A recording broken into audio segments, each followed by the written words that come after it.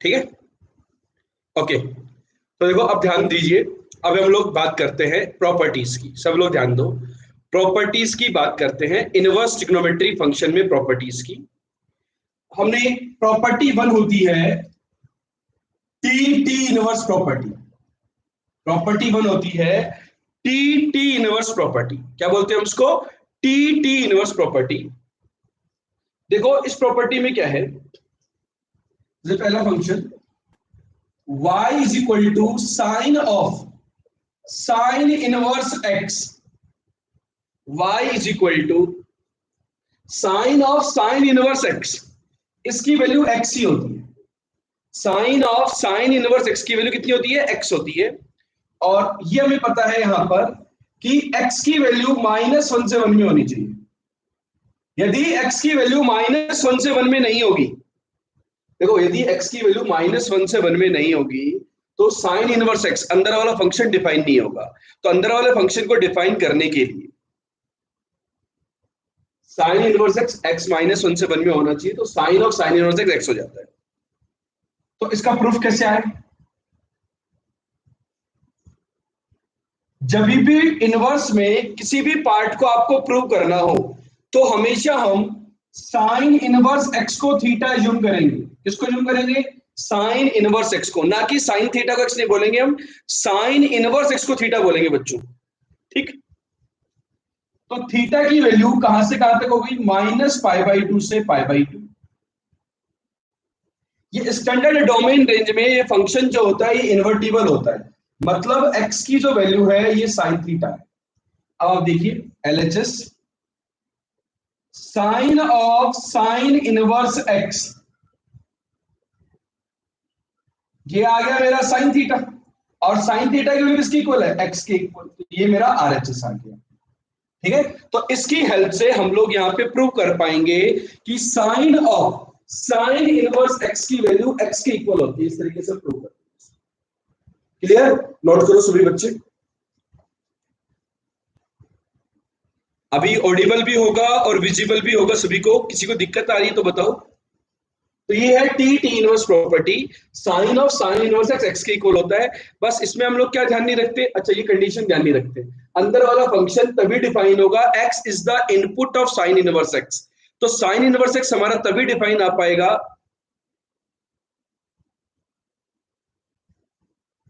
हमारा जो sign inverse x है वो तभी डिफाइन हो पाएगा जब x हमारा -1 से 1 के बीच में होगा। क्लियर? ये नोट कर लीजिए, जल्दी से कॉपी कीजिए। सभी बच्चे अटेंडेंस लगा दो ताकि पता चल जाए कितने बच्चे अटेंड कर रहे हैं class.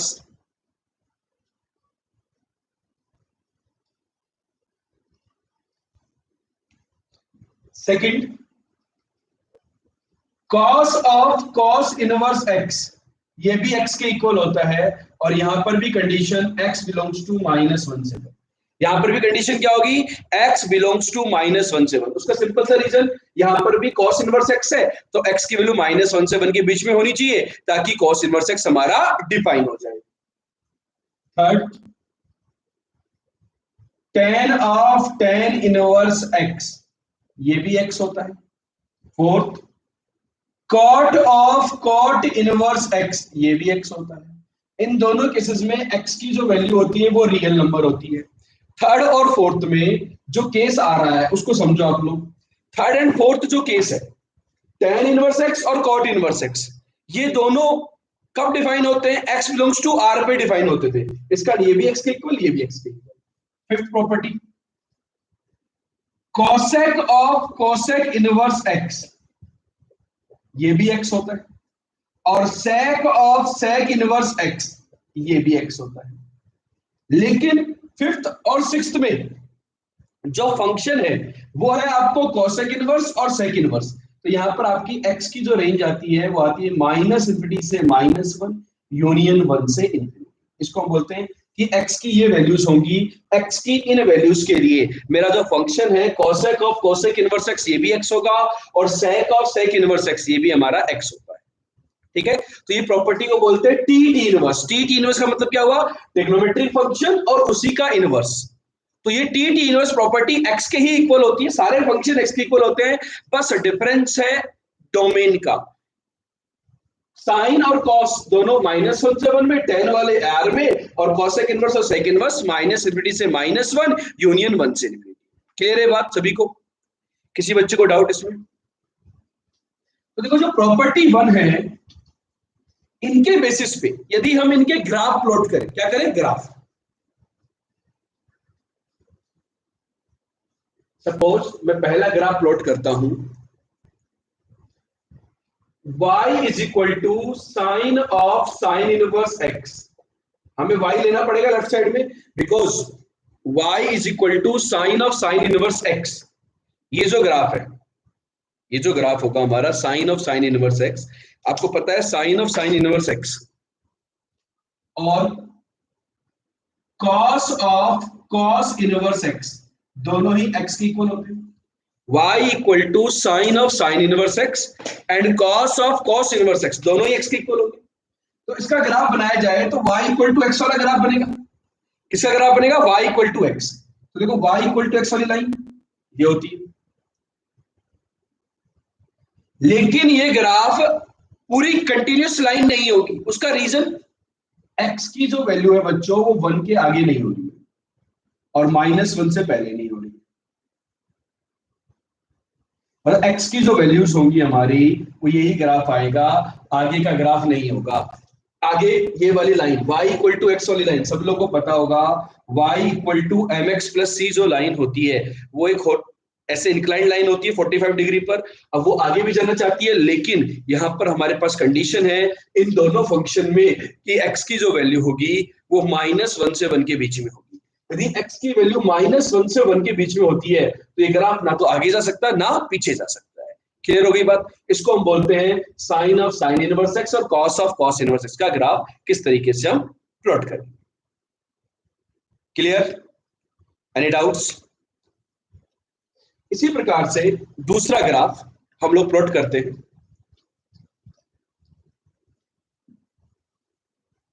y is equal to tan of tan inverse x और cot of cot inverse x। ये भी x के इक्वल होता है, हमें पता है, लेकिन आप सभी को पता है ये जो ग्राफ बनेगा ये क्या बनेगा बताइए? ये हमेशा x बिलोंग्स टू r के लिए होगा। तो ये लाइन इस तरीके, एरो, इधर भी एरो और इधर भी एरो, इसको हम बोलते हैं y इक्वल टू x। ये x एक्सिस और ये हमारी y एक्सिस, ठीक है। यहाँ पर x इन्फिनिटी तक जा रहा है तो आगे भी पीछे जाएंगे और पीछे भी पूरा जाएंगे। तो ये हमारा ग्राफ बन गया y equal to tan of tan inverse x और y equal to cot of cot inverse x का ग्राफ। क्लियर? समझ में आई बात?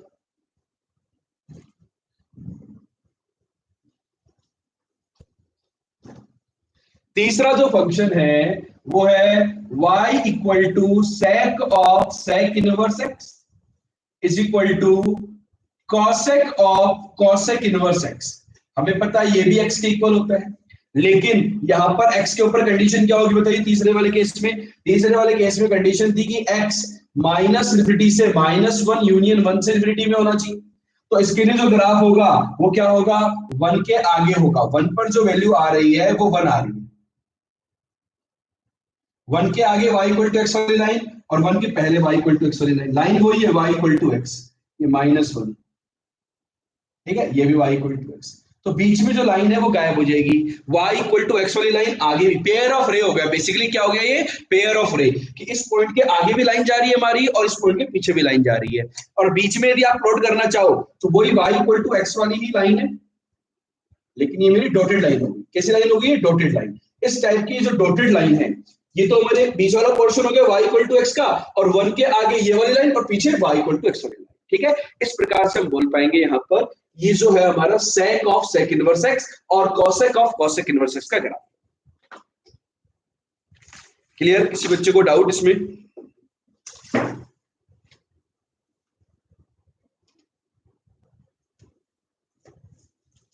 ठीक है, कुछ एग्जांपल करते हैं प्रॉपर्टी 1 पे पहले, फिर प्रॉपर्टी 2 पे प्रोसीड करेंगे। तो एग्जांपल नंबर 1 बताइए, cosec of cot inverse 3 pi by 4। इसकी वैल्यू क्या होगा?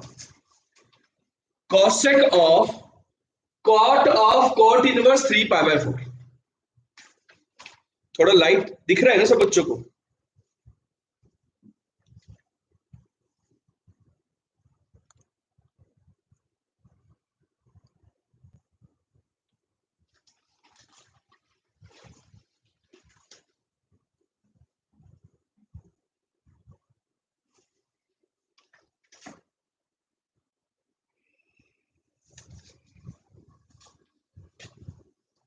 बताइए क्या आंसर आएगा, सभी लोग सोल्व कीजिए। आंसर बताओ बच्चों। Cosec of cot inverse 3π/4। तो देखो कॉट इनवर्स एक्स, ये तो एक्स ही होगा। कोई आपसे यदि कॉट इनवर्स 3π/4 की वैल्यू पूछता तो आप उसकी वैल्यू नहीं बता पाते। कॉट इनवर्स 3π/4 की वैल्यू हम नहीं बता पाते, तो हम क्या है, कॉट इनवर्स एक्स, ये तो एक्स हो गया। तो ये मेरा फंक्शन बन गया बेटा कॉसेक ऑफ 3π/4। क्या बन गया? Cosec of 3π/4। कॉसेक 3π/4 ये होता है माइनस का √2 या प्लस का √2। सेकंड क्वाड्रेंट में कोसेक पॉजिटिव होता है, तो हमारे पास आंसर आएगा √2। सो दिस इज √2, ना कि माइनस का √2। ठीक है, सेकंड क्वेश्चन कहता है cos of sine inverse π/6।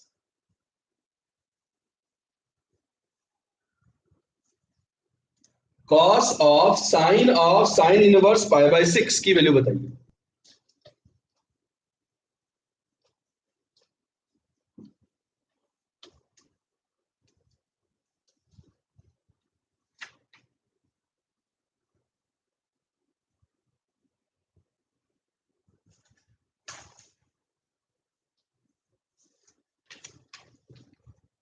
Question number mention कीजिए सभी बच्चे। आंसर भेजने से पहले क्वेश्चन नंबर मेंशन कीजिए।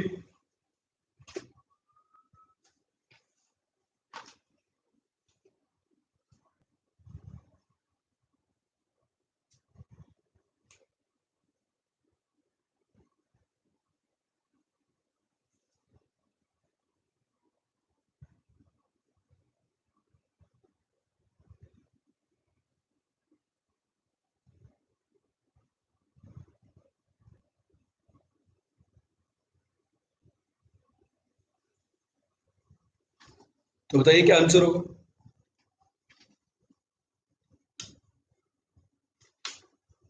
तो देखो साइन इनवर्स एक्स के इक्वल होगा, लेकिन यहाँ पे जो एक्स है π/6 है, एक्स की वैल्यू -1 से 1 के बीच में है या नहीं है?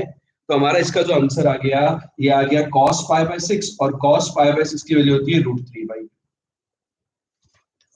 ठीक है, क्वेश्चन नंबर 3 का आंसर सभी बच्चों का गलत है। क्वेश्चन नंबर 3 का आंसर सभी बच्चों का गलत है। साइन ऑफ कॉस इनवर्स 3π/4,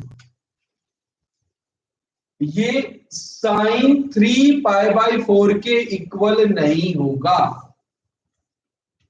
सोचो, वो हम क्या होता है कि अच्छा एक बार ऐसे क्वेश्चन स्टार्ट हो गया, चलो करते जाओ करते जाओ करते जाओ करते जाओ।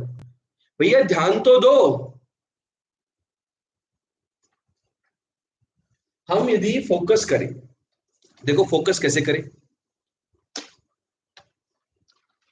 cos inverse 3π/4, cos inverse 3π/4, cos inverse 3π/4, ये जो x है 3π/4, ये 1 से बड़ा है। तो cos इनवर्स के अंदर यदि हमारा इनपुट ग्रेटर देन 1 आएगा, cos इनवर्स के अंदर यदि हमारा इनपुट ग्रेटर देन 1 आएगा, तो हम क्या बोलेंगे? ये नॉट डिफाइंड। डोमेन का ध्यान रखना है कि cos इनवर्स x के इक्वल तभी होता बच्चों यदि वो x -1 से 1 के बीच में होता। 3π/4 -1 से 1 के बीच में नहीं होता, पाई होता है 3.14, तो 3 इंटू 3.14 9.14/4, तो 2 पॉइंट समथिंग आ गया। तो 2 पॉइंट समथिंग cos इनवर्स की डोमेन के अंदर नहीं होता है, तो हमारे इसका आंसर क्या आएगा? Not defined.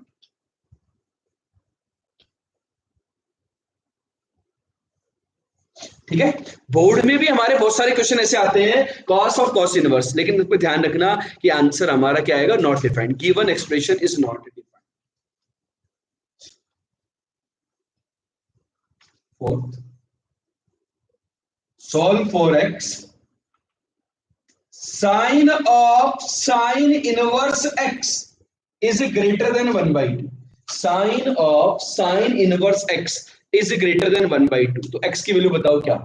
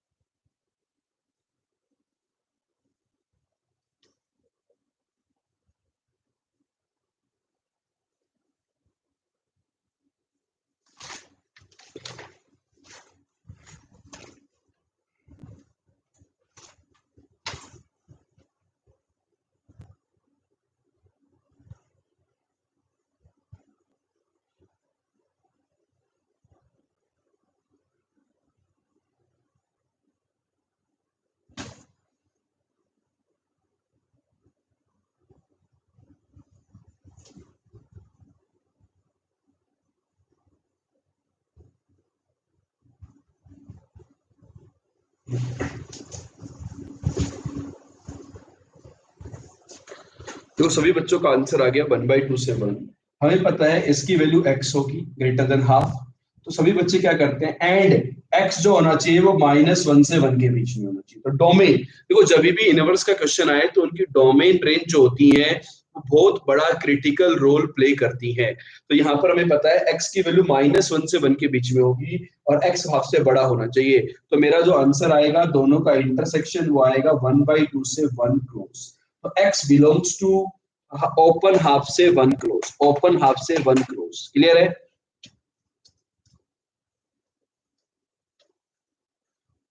नेक्स्ट देखिए, next plot the graph of this function y equal to cos of cos inverse 2x - 1। ये जो फंक्शन है इसका आपको ग्राफ प्लॉट करना है कि इसका ग्राफ किस तरीके का होगा।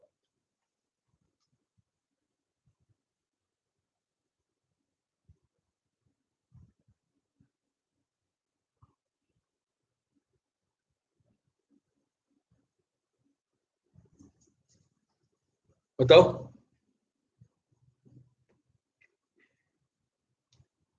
How will be the graph of y equal to cos of cos inverse 2x - 1।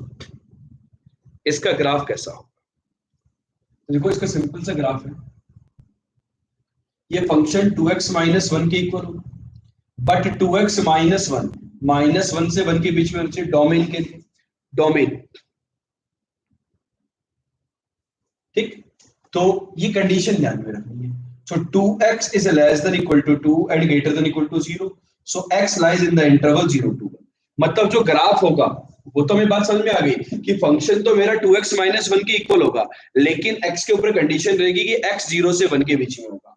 मतलब क्या हुआ, y इक्वल टू 2x - 1। 0 पर कितना आ रहा बताइए, 0 पे -1 और 1 पे कितना आएगा 1। ये ग्राफ, ये होगा हाफ। ठीक है, तो केवल ये वाला पोर्शन होगा, आगे भी नहीं होगा ग्राफ और पीछे भी नहीं होगा। Straight line with domain 0 to 1 and इस प्रकार का मेरा ग्राफ हो जाएगा। क्लियर है। तो आई होप प्रॉपर्टी 1 क्लियर हो गई होगी। टी इनवर्स को हम किस तरीके से यूटिलाइज करते हैं।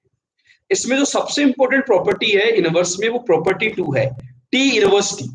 प्रॉपर्टी 2